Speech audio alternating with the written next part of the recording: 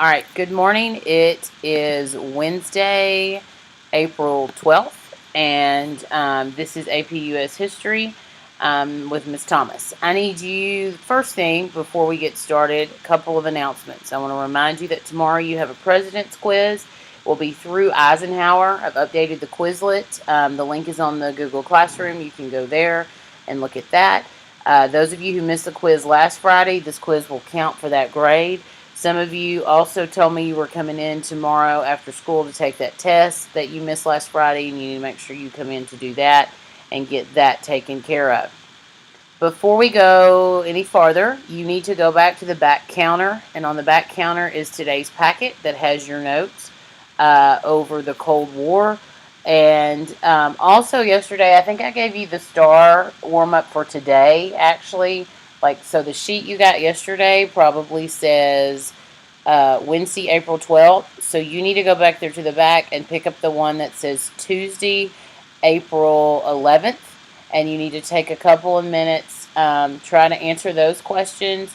And then you can start this video back up again so that you can fill in your notes. So take a minute, pause this, go get those sheets off the back that you need. Also, if you were absent yesterday, I also handed out the rest of those sheets for the presidents. So you can come in. I'll be here after school today. So you can come pick those up, or you can get them in the morning, or you can get them tomorrow in class. But you have all the cards for all of your presidents with the review of what they did. So take a minute, pause this, go get what you need. You're going to need a highlighter and something to write with. So make sure you have all of that before you start. All right, the past couple of days we have covered the Great Depression.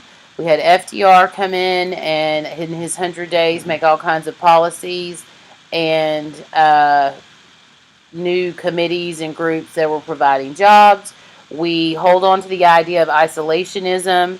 When World War II starts, we really don't want to get involved, but we know that as we took each step forward, whether it was the Cash and Carry or the Lend-Lease Act, and then we begin to shift our industry to where we're producing things that are needed. And then, of course, with the bombing of Pearl Harbor in December of 41, we see that we will and have to get involved with World War II.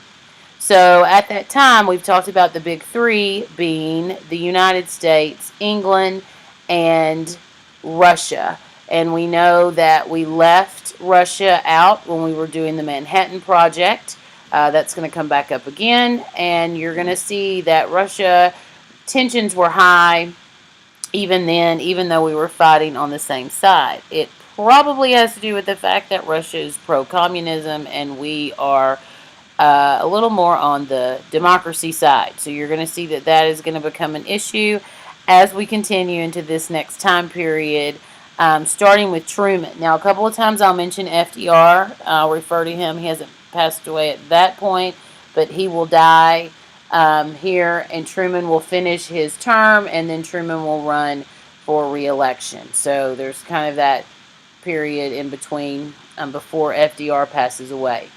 So looking at your packet and looking at the first page, or the first slide, you need to look at, we had a couple of issues and things going on after the end of World War II. First off, we had a fear that the economy was going to collapse. Part of the reason we ended the Great Depression was because of World War II. And we shifted our industry and we began to produce goods that were in demand, and it helped our economy. So World War II helped us get out of the Great Depression. So naturally, you can see why there was a fear that maybe our economy wouldn't be able to make it after World War II because that need or that demand is gone. We also worried about our GIs coming home. Would they be able to find jobs? Do they have the skills and the education necessary that they need? And possibly some people were very scared that the Great Depression would return. We also are going to see, and we'll talk about this a little bit later, but we also have a tremendous fear of communism, and how are we going to stop it from spreading, and how are we going to fight it and not have it in our country. So the first thing we're going to look at is the GI Bill of Rights. In 1944, The GI Bill of Rights is going to pass, and pretty much it helps veterans by providing tuition assistance for school. It also can and will provide them with low interest government loans. So make sure you have on there the GI Bill of 1944, and you need to make sure you have on there that it just provides tuition.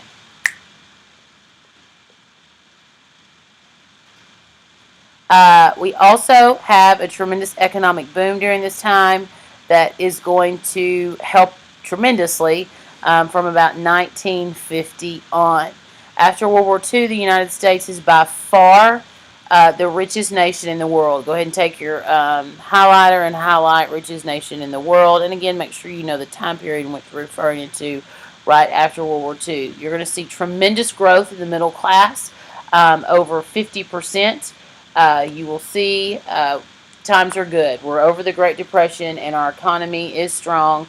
So we're going to focus on taking care of our soldiers returning home. And then, of course, a lot of this will be foreign policy because we're going to have some other issues, especially Russia, as we go through figuring out how we're going to deal with communism and the spread of communism. We are going to increase our defense spending. This is one of the biggest reasons for our economic prosperity was our increase in that.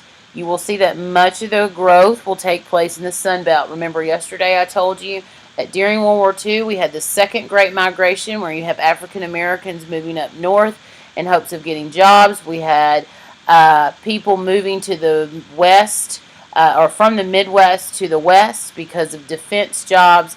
And now that it's over, you see that you have many moving to the south, which is going to be referred to as the Sun Belt, looking or after the war settling back down in that area. You also are going to see, and we'll talk about this more in the next chapter, the growth of suburbs, Levittown, and of course there will be a baby boom which will affect our economy also. So those are the things when you look at socially or economically and then geographically. So we're moving back into the South and growing in that particular area. When you look at Harry Truman and you look at his administration, you need to realize that Truman had a tough time politically. He struggled a little bit. He struggled with the Congress he was having to work with. He is the first president of the in the 20th century that had used his powers of the presidency to challenge racial discrimination. We're still having issues with racial discrimination, and you'll see that he's going to be the one who's going to have to actually use the power of the presidency to deal with some of the discrimination that is going on. You're going to see we have the Committee on Civil Rights in 1946, and he's going to desegregate the armed forces. Remember, if you go back to FDR, we talked about Randolph, who had threatened FDR with a march if he didn't stop the discrimination of them not being able to fight. You had the segregation of the armed services at that point, or the segregation of the groups within the services, and calm them down just a little bit. That was an executive order. But here you're going to see the Committee on Civil Rights with Mr. Truman is going to desegregate the armed forces. You also need to be aware that Truman is a Democrat, and you've got a Republican-controlled Congress. Passes, you need to take your pen or highlighter there and underline the Taft-Hartley Act over Truman's veto. So Truman had vetoed it. It's going to go back, and the Congress is going to pass it anyway. So again, you've got this struggle between the two here, and you're going to see Truman struggling with his position and his power. When you go back and look at that Taft-Hartley Act, we're going to still go back. We are the labor unions haven't gone away and issues with that.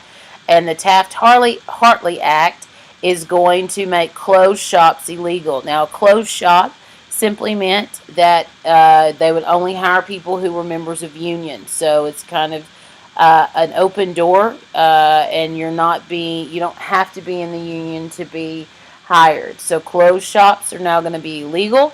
Republicans want to reduce the growing power of the unions. The Republicans, again, like I said, you need to underline that word reduce. the growing power of the unions. Now, you're going to have an election again in 1948, and the Democrats are divided. And we know that from when we look back in history. When you had Democrats divided, that's how Woodrow Wilson got elected, because you had Taft and Teddy Roosevelt splitting the vote. So you know that sometimes this could possibly cause some problems. You had some liberal Democrats, and the liberal Democrats are going to support a candidate named Henry Wallace. Your Southern Democrats are supporting a guy named Strom Thurmond, and they were referred to as Dixiecrats. But, and so you have that, and then of course you have Truman running. And interesting enough, you see that most of the analysts picked Truman to lose, and they thought that Truman would lose the election. And he did not. So this is a pretty famous picture of where, because again, remember he had, well, that was the other side. He had, they had predicted the other guy to win. So that is Harry Truman right there holding up a paper that says Dewey defeats Truman. And that is obviously wrong. And notice that's from the Chicago Daily Tribune. Truman actually was the winner. Now, Truman is going to come up. Remember, we've had the square deal, the New Deal with FDR, and now we're going to have the fair deal with Truman. It is his domestic reform program, and it is known as the fair deal. Again, make sure you underline the word domestic, and you know that that is referring to home, things at home. He wants to extend programs and progress of the New Deal.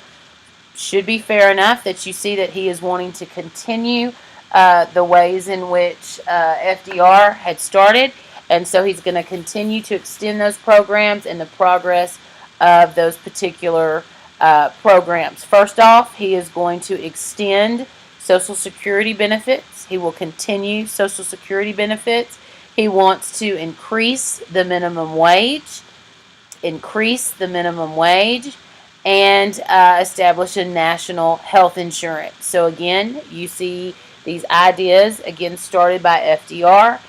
We have them carried out with Truman in the fair deal to extend those programs. So he wants to extend Social Security benefits. He wants to increase minimum wage, and of course, the national health insurance. This is a little picture, and you can see that that is Truman, and the bucket is labeled, is labeled the fair deal. And then you've got this donkey, which is labeled the Southern Democrats, and the donkey is not wanting to move. And this is a good picture or a political cartoon of the struggle that he has with his Congress. Conservatives in Congress blocked most of the fair deal proposals. Conservatives in the Congress blocked most of the fair deal proposals. The only exception was the increase to minimum wage. And I want you to go ahead and underline that they're going to increase minimum wage from 40 cents to 75 cents an hour. So they did increase minimum wage from 40 cents to 75 cents an hour. So again, Truman having a tough time with his Congress and getting the deals passed that he is wanting passed.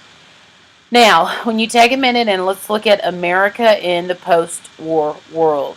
Yesterday we talked quite a bit, and we looked at when the men were meeting, and they kept having this vision, and they kept discussing how the post-war world was going to be.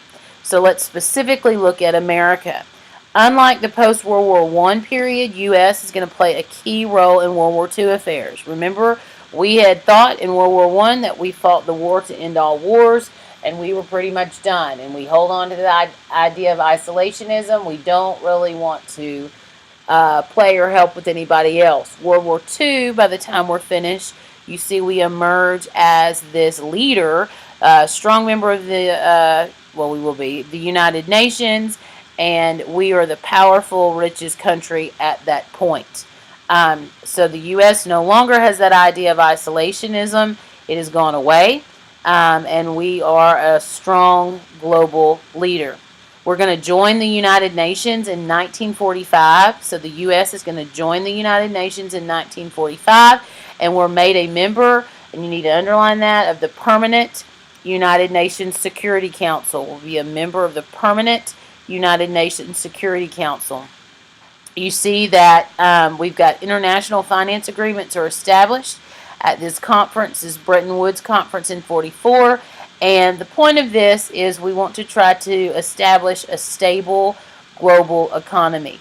Remember, one of the things we talked about with the Depression is not only was our country in a depression, but you had other countries that were in a depression, which is causing a global depression. We talked about the effects of tariffs and some of the things we did to the reciprocal tariffs, where we were lowering tariffs for different countries to kind of help us all out. So the United Nations, which is kind of this joint peacekeeping group that is established in 1940, or not established, we joined it in 1945. We become that permanent member of the Security Council, and then we have this international finance agreement at this Bretton Woods conference so that we can try to put in safeguards or have a committee that's going to help with to create a stable global economy. You have the IMF and the World Bank. It's going to be intended to help rebuild war-torn worlds, or not worlds, but the war-torn country, and help promote international trade. You're going to see one of the things in a little bit when we talk about containment. One of the things the United States does is give quite a bit of money. We don't send troops. We don't necessarily we do send supplies at one point, but we send money because we feel like if the countries can rebuild themselves, number one, it's going to fight off communism, and then, of course, it's going to help our global economy as a whole. So the World Bank and the IMF, and remember, the IMF works together here to secure this global trading and to promote international trade.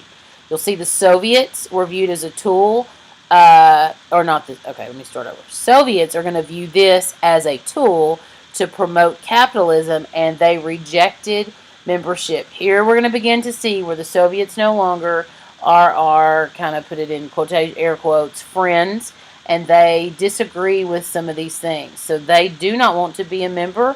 They reject membership. They look at this as promoting capitalism, and they're not really interested. Thus, when you think about the Cold War, this is a visual here and a nice statement about the fact that the Cold War is this ideological, political, and military struggle between the United States and the Soviet Union. And notice those dates from 1945 to 1991. That's a pretty extended period of time when you look at that. So you have the Soviet Union and the United States in this Cold War struggle. The next thing that I want you to look at is the Cold War beginning. Hold on,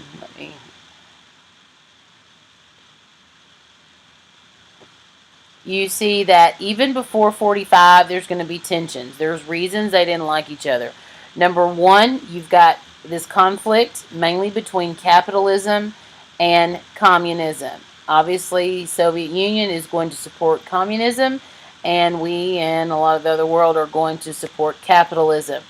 You have the fact that Wilson, going back to Wilson as the president, supported this thing called the White Army, which sought to stop the Bolshevik Revolution, and of course Stalin doesn't like that. You also see that the United States isn't going to formally recognize the Soviet Union until until 1933. Obviously, when you think about your members of the United States, the citizens, they know Stalin was a brutal dictator. They also know that Stalin was willing to sign this non-aggression pact with Hitler, who obviously is viewed in a negative light among American citizens. So there's not a lot of trust going on there when you look at the Soviet Union and you look at the relationship that American citizens are going to have and the attitude that they're going to have toward that. So, a couple of things again. Remember, you've got the clash between capitalism and communism. You have the fact that going back, he supported to stop the revolution. We're not going to recognize the Soviet Union until 1933. We know that Stalin was a brutal dictator, and we also have the non-aggression pact, or we're aware that he signed the non-aggression pact with Hitler.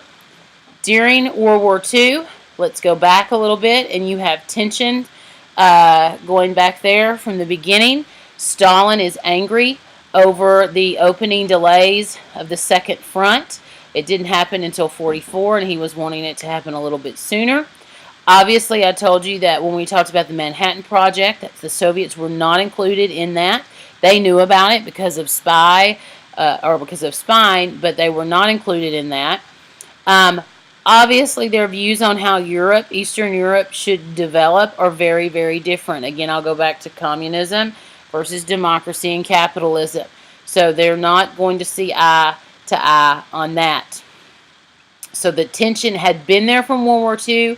They kind of needed each. Well, actually, Stalin needed the Allied forces there, but you're going to see now he differs, and he wants some things that the UN and the United States don't agree with. Going back to the Yalta Conference. Now, we talked about the Yalta Conference. Remember, that was when the Big Three met in early 1945. And that is where they had many a discussion, mainly, and I've told you this, the post-war plan. You need to highlight, underline that. We mentioned that a couple of times. What are we going to do with Europe when we're done? How are we going to break it up? And specifically Germany. So discuss the post-war plan. You also have that FDR and Churchill think that Stalin agrees to this representative government. And then you'll see that obviously he doesn't. There's a great political cartoon where he's like drawn talking on the phone to FDR, and FDR thinks he's totally for this representative government, and then in front of him the plan's like ripped up in a lot of pieces. So it was clear that he did not feel that way. FDR wants to get Stalin to agree to help out with the war against Japan, and of course there's fears that the Allies would have to invade Japan. So all this, again, remember, was the Yalta Conference. This was before World War II was over. Stalin wants, when you kind of look at his demands, the first thing you're going to see is Stalin wants a buffer zone in Eastern Europe. I don't know that I put those maps on here. We'll have to look. But he wants a buffer zone, some land in between, basically, and Eastern Europe. He felt that, and he did, that he suffered nearly half the deaths in World War II. He had a lot of casualties. And he, if you kind of looked at a map, you could see that he refused to remove his army from all these different places within Europe. Here we go again, Russians rigging elections. And so he had rigged elections and pretty much brought out these pro-Soviet government, or brought these pro-Soviet governments into power. Basically, what they're going to call them is puppet governments, where he can control them and control what they do and how they vote and things like that. I put it on here. So underline that word, puppet governments. And of course, he's doing this in the name of Soviet security. But again, you could argue different when you look at that. So those are some of his views of what he feels should be going on at the time. We are going to have, and this is something that comes up on the test, this thing called containment. And it is a term, and when you hear that term containment in history and you're talking about this time period, you need to be aware that it is referring to containing, think of like a container, or stopping the spread of communism. So containment means you are going to keep it confined to a certain area. So containment here, before this starts, you see that the Prime Minister of England, who is Winston Churchill, gives this speech about an iron curtain. And when you think of an iron curtain, you're going to think of, cold iron, that type thing, but you're looking at that wall that separates the communists and Europe. He wants westward or Western democratic nations to stop Soviet expansion altogether. You have this guy, George Kennan, who writes this idea, or this theory, or policy, I guess is the term here, of containment. It's called the Long Telegram, which was this secret letter that was written that explains that explains all of these things. The U.S. is going to work to stop the Soviet expansion, and containment is going to be the U.S. policy. So here we go. When you think of isolationism, which is before and after World War I, World War II causes us to lose that idea of isolationism, and now that we're in the Cold War, you're going to think about that idea of containment. This is going to be our policy to contain these things throughout the Cold War. All right, I did put this map, and it's very fuzzy, but that black line is what's considered the Iron Curtain that's dividing Europe, and then there you see the Soviet Union, and you see those countries in between. So here's a couple of things about, or ideas about, containment in action. You're going to see that both Greece and Turkey were under communist pressure. Underline and highlight Greece and Turkey, and then communists. The Truman Doctrine is going to come out March of 1947, like the Monroe Doctrine, but think about, not really, but just it's another theory doctrine. It's going to focus and explain the ideas of containment, where the U.S. is going to provide military and economic aid to help prevent Greece and Turkey from falling under or falling to the communists. So in this case, notice it says military and economic. In a little bit, we're just going to send money because that is part of the idea we have for containment. Truman, though, at this point, does not send any troops. He does not send any troops. Instead, he will send some money, but we are not sending any troops at this point. So we don't want any more countries to fall to communism. As a result of the economic hardships facing Europe in 1946 and 1947, underline that word fear, that communists may be voted into power in Western Europe. You've got this thing called the European Recovery Program by the Secretary of State George Marshall, and this is also known as the Marshall Plan, and you need to, I know you have to write it down, but you need to highlight it and underline it also. And this is the money. This is what you're going to get. So when you have that idea of containment, they believe that if they would put money into the cities to allow the cities to build themselves back up, they could become economically strong and sound, and then therefore would not fall as easily to communism. So the Marshall Plan is going to put billions of dollars of aid that it's going to send to Europe. They want to stop communism from spreading by providing this economic aid. And then Western Europe is going to rapidly rebuild, and communism does not spread. So you've got the arrows pushing it out, but this idea about sending money to help them economically rebuild to prevent communism from spreading, and it's actually going to work. The Soviets, of course, don't want any of the aid at all. So the first time you see this, it works well. Now, we've got a problem in Germany. I asked you yesterday how Germany was divided up, and I kind of skipped this part because I was talking about in the end, like when you know about when like Reagan was president, and you have it divided into the two areas. But before that, you had it divided into 4 areas. And you can see here in this picture, you've got the Soviet zone, the British zone, the American zone, and the French zone. So, and somebody said that yesterday. And I had skipped kind of ahead to East and West Germany. But you've got this 4 zone. Well, you can probably guess that there's some issues probably with the Soviet zone and their disagreement, okay, and specifically Berlin. So let's look at that.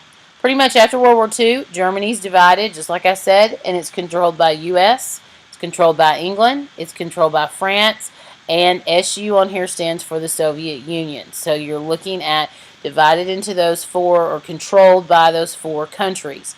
Stalin, of course, wants a weakened Germany, and he wanted them to pay reparations. He is going to start to form the German Democratic State. In 1948, you see Stalin decides to blockade Berlin. So he's going to basically stop, or if you think of a blockade, it impedes you from getting in or out. Now, here's the issue with this. Truman does not want to back down from this blockade. He knows he needs to get into Berlin, and he needs to provide materials and supplies in there. He also remembers How well appeasement worked later when they let Hitler have some, and he didn't stop there, even though he said he was going to. So Truman doesn't want to appear weak. He remembers the failures. You need to underline and highlight of appeasement there. So he's going to do what's called the Berlin airlift. This has been on the STAR test numerous times, so make sure you pay attention to this, that the airlift is going to drop or provide supplies, and this lasts for almost a year. I think it's about 11 months that this goes on, and it is very tense during this time at any point, thinking that we might go to war again. But finally, after 11 months, Stalin decides that he will end the blockade. So when you look at this, the Berlin airlift is where it's going to drop, obviously from the air, the supplies in, because Stalin has Berlin blockaded. So it lasts nearly a year, but then it ends. Germany will then be divided. You've got the Federal Republic of Germany, which is going to be West Germany, and then you've got the Democratic Republic, which is going to be East Germany. So yes, it's divided into four, and then after all of this, with the blockade and the airlift, it gets divided into two, and there is a wall that separates East and West Germany. And again, when we get to Ronald Reagan, where he tells Mr. Gorbachev, tear down that wall. So we'll move to that as we go. We've got a little military buildup. The United States is going to join the first peaceful defensive military alliance in 1948. You have this thing called NATO, and it's the North Atlantic Treaty Organization. NATO, you still hear this today. The National Security Act is going to be established with NATO, and you're going to have the Department of Defense. You're going to have three different things. The Department of Defense, you're going to have the National Security Council, which is referred to as the NSC, and you're going to have, which I'm sure you've heard of before, the CIA, which is the Central Intelligence Agency. So the North Atlantic Treaty Organization, you've got the National Security Act, which will establish the Department of Defense, the National Security Council, and the CIA, which is the Central Intelligence Agency, all to help keep us safe. Thus begins also the arms race between the Soviet Union, I think that should say U.S., not the SUs, between the United States and the Soviet Union. The Soviets are going to test their first atomic bomb in 1949. We obviously had already done ours. The NSC, the National Security Council, is going to call for a massive military buildup. And, of course, we're about to get into the Korean War, and we'll need that military buildup. And in 1952, you see the United States is going to test their first hydrogen bomb. So we are in this horrible race that we probably don't need to be in, but this arms race between that should say the United States and the Soviet Union. They're going to get their first atomic bomb, and we will get our first hydrogen bomb. Now, there's some issues in China that's going on at this time too. So in Asia, you've got a civil war in China between the nationalists, which is under Chiang Kai-shek, and then you've got this Chinese communist that's led by Mao Zedong. And so this, again, you should know what a civil war is. And again, you've got nationalists and communists. So Chiang Kai-shek is against, and a lot of times in history they just call him Mao. The United States is going to give a lot of aid to the national forces. And again, this is that idea, we're not necessarily sending troops, but we're sending money and supplies. So the U.S. provides quite a bit of aid to national forces. It's not really going to work. Mao declares China to be a communist country, and thus you have the People's Republic of China, and then you have nationalists who are going to flee to Taiwan. Now, earlier where we talked about that idea of containment worked in the building up of the cities in Eastern Europe, and communism not spreading, and containment seemed to be a good thing. Here you're going to see people see that it didn't work. You sent over money, you sent over lots of aid, and it's still the communists won, and you've got the People's Republic of China. They're going to blame Truman for this. You need to highlight there where it says loss of China to communism, And again, we've got more fear. Communism is spreading. And again, we're about to have another Red Scare in America because we are scared of the fear. Not scared of the fear. We have a fear that communists are among us. The second Red Scare, obviously, is this fear, like I just said, that communists have infiltrated America. You're going to have the Smith Act, which makes it illegal to belong to any organization that advocated the overthrowing of the government by force. You have the Federal Employee Loyalty Program, which is going to investigate the background of federal employees. You have the House on Un-American Activities Committee, which, of course, they are looking for communists among Americans. You've probably heard of this. Those of you who did the Crucible at the beginning of the year, when you talk about Arthur Miller, one of the reasons he wrote the Crucible is because he had to testify in front of the House of Un-American Activities because he was accused of being a communist or a communist sympathizer. You have this Alger Heiss case. He was a member of the State Department. He was confused. He was accused of being a communist by this Whittaker Chambers person. The House of Un-American Activities investigates, and this young little congressman named Richard Nixon is going to make a name for himself. You might have heard of him before. His is convicted of perjury, and he is sent to jail. Then it begins almost this witch hunt of, are there other communists within the government? We'll start with the government. You've got Julius and Ethel Rosenberg, who are convicted of espionage in 1951, and then they're executed. And then, of course, Senator McCarthy. You should know about the Joseph McCarthy trials when you are looking at Hollywood directors and blacklists and things like that.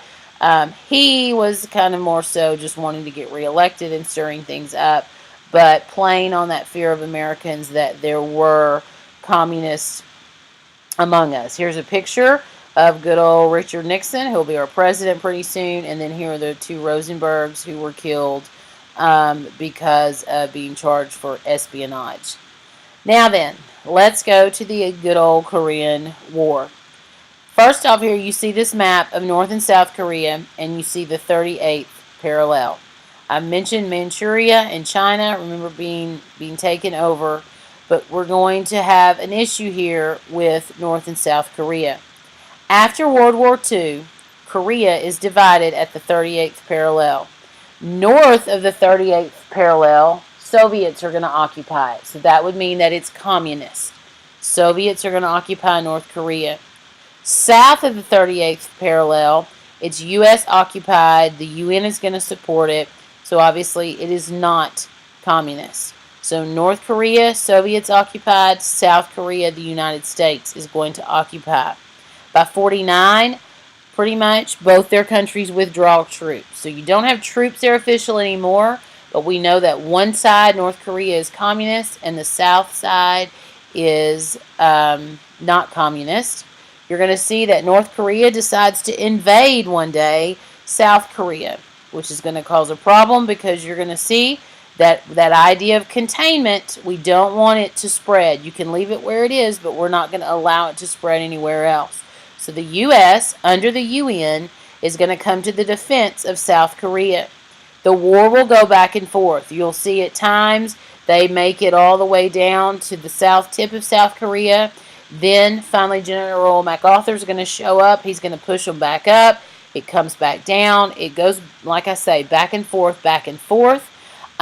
MacArthur criticizes Truman quite a bit, and he criticizes him publicly for not being as pushy, or he's being, as this says, this limited war strategy, and he doesn't feel like it's strong enough. And Truman's going to fire MacArthur, which is quite scandalous. Everyone likes General MacArthur, but Truman has had enough of his public critiques and things like that, and he fires him. Eventually, this armistice is reached in 1953. You need to underline this word, armistice. Korea is still to this day is divided at the 38th parallel, and in the eyes of Truman and some of Americans, you see that containment worked. The UN came in, told them you can keep it up north, but you're not to bring it down here. Now, the critics of this would not be so joyous as to say containment works. They felt like Truman was pretty soft on communism. And again, the U.S. will decide to increase its defense spending once again in the sense of the new role in which we are serving. So that, when you look at that, is at this point where we'll stop when you're looking at the Korean War. We'll talk a little bit about more about it tomorrow. So you can go ahead and stop this video and then look at those two star. You have two star sheets. I want you to go through and answer them. Put them in the front of your notebook, and we will talk about them a little bit tomorrow.